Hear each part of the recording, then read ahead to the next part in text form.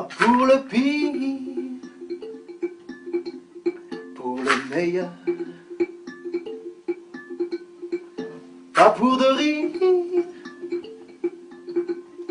pas pour du beurre. Pour marcher à tes côtés sur des chemins inempruntés. Pas pour une heure.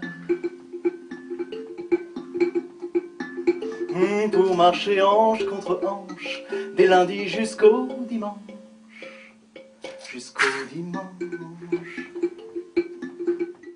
La place du voyage dans vos compositions. Vous êtes un globe-trotter.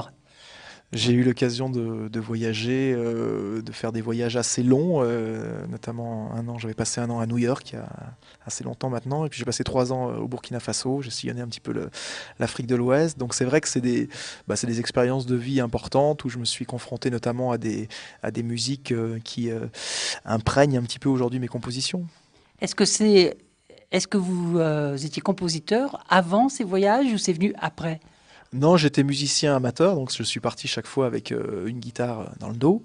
Et puis c'est vrai que la musique m'a permis de faire des rencontres, m'a permis d'aller au devant des gens et de faire des rencontres d'autres musiciens. Donc c'est vrai que je suis devenu compositeur après ces voyages.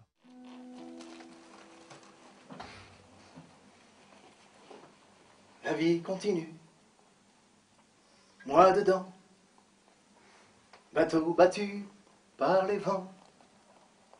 Je m'habitue, pas complètement, au menu de ce restaurant. Hier encore, j'étais marmot, puis j'avais peur des gros mots. Tartine au beurre pour être costaud, et à 4 heures un choco.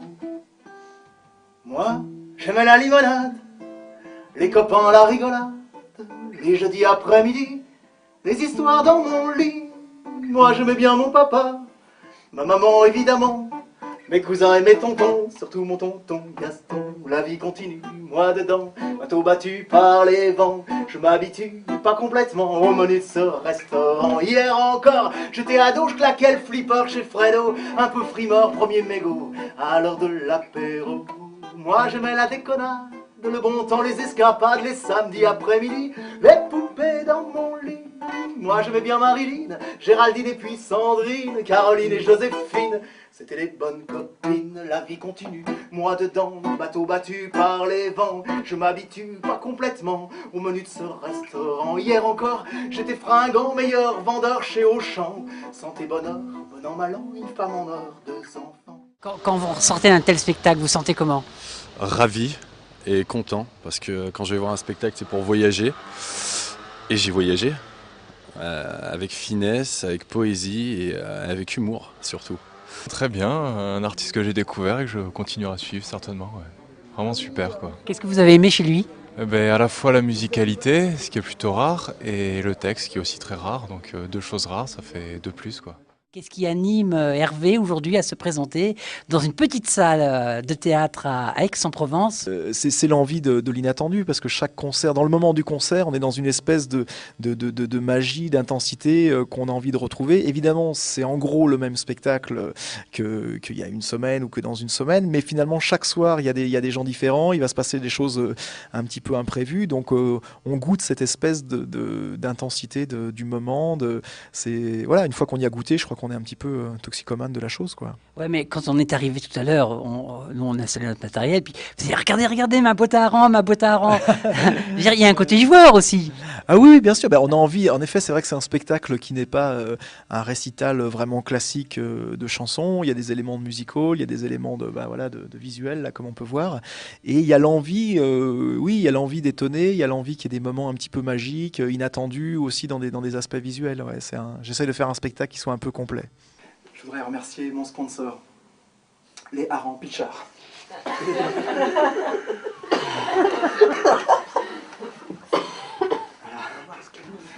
Et en fait, il se trouve que je suis un petit peu ému parce qu'en fait, non seulement je joue à Aix ce soir, mais il se trouve que j'ai rendez-vous mercredi à Boulogne-sur-Mer avec le conseil d'administration des harengs, justement pour discuter d'un nouveau partenariat.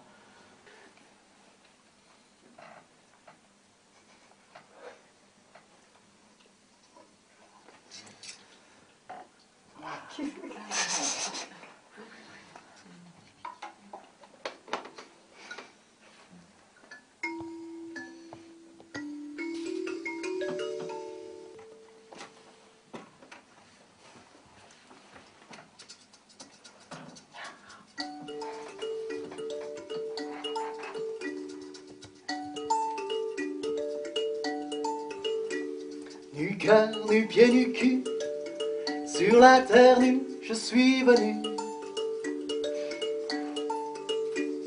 Nu cœur, nu pied, nu cul, sur la terre nue, je suis venu. Dans le plus simple appareil, comme le cousin Adam. De l'occiput à l'orteil, pas un poil, pas une dent. J'ai fait mes premières armes sur scène en théâtre, ensuite en théâtre de rue, en café-théâtre. Donc c'est vrai qu'avec ce spectacle, j'ai essayé de mélanger un peu tout ce que j'aimais.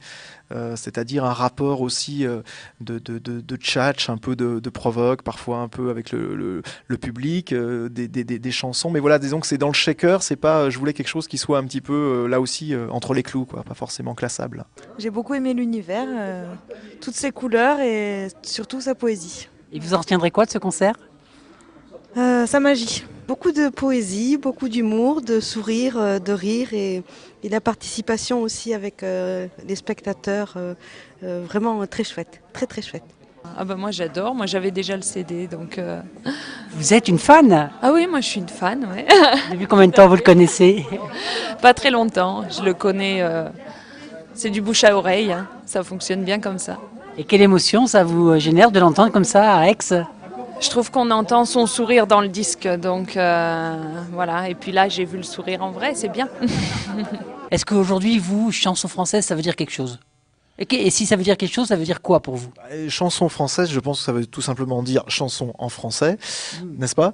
Donc ça veut dire que la chanson, c'est quelque chose qui est complètement universel. Et moi, je me sens faire le même métier qu'un Leonard Cohen ou qu'un Carlos Jobim. Voilà, c'est simplement, il se trouve que le véhicule naturel ce qui est le plus naturel, c'est de chanter dans sa langue, même si on aime parfois chanter dans d'autres langues. Et donc pour moi, chanson française, c'est une tradition qui, en fait, je me sens plus dans une tradition chanson du monde, qui se trouve être en français, par hasard, le hasard là, de la naissance. Avant de faire ce métier, ou quand j'ai démarré ce métier, je me suis intéressé à tout ce qu'avaient fait mes aînés, notamment, que j'aime, des Bobby Lapointe, des Boris Vian, des Trenet, des Higelin, des Brassens, enfin bon, la liste pourrait être fort longue. Je crois que la spécificité de la chanson française, c'est que justement, elle existe assez peu en tant que telle. C'est-à-dire qu'elle s'est beaucoup nourrie de beaucoup d'autres traditions. Il y a eu évidemment la tradition swing et tout ça pour Trenet, Nougaro, Pierre Barrou, ils ont été piochés, Moustaki, ils ont été piochés dans les musiques du Brésil. Et c'est une tradition justement qui se nourrit sans arrêt. Elle va se nourrir après de rap, d'électro, etc. La spécificité, c'est simplement que c'est une expression en français qui ensuite peut intégrer toutes les autres cultures, il me semble. Comment vous vivez votre développement? Vous avez envie de devenir une star? Je ne crois pas que j'ai ce désir profondément, sinon j'aurais pas fait les choix que j'ai fait. Non, je pense que là aussi, pour avoir vécu pendant plusieurs années en Afrique, je me suis aperçu là-bas que le musicien, il avait vraiment une fonction. Dans la société africaine, il a vraiment une fonction, c'est-à-dire qu'il va être présent notamment dans les mariages, les enterrements. C'est quelqu'un qui a vraiment une place dans la société. Et je suis parti un peu dans la musique avec cette idée-là. Donc c'est vrai que je fais des spectacles, mais j'essaye d'avoir une activité de musicien qui est au-delà aussi de juste les spectacles. Pardon, j'ai chanté régulièrement dans des hôpitaux pour enfants. Là, je suis en train de préparer un album de chansons pour enfants aussi. Donc j'essaye d'avoir la vision la plus large possible. J'ai travaillé en écriture pour le théâtre. Enfin voilà, de pas se focaliser sur la vision que peuvent avoir les médias ou que peuvent donner les médias de la culture. Je pense que c'est plus large que ça. Si vous aviez à me dire un mot que vous détestez en français. Un mot que je déteste? Là aussi, je ne vais pas avoir de réponse parce que tous les mots peuvent avoir leur saveur, à part même un mot qui n'a pas a priori, un mot comme CAC 40 dans une chanson, peut-être qu'on peut lui trouver une rime qui va le rendre affriolante, je ne sais pas. Et un mot que vous adorez? Un mot que j'adore en français, il y en a tellement. En ce moment, c'est babiole.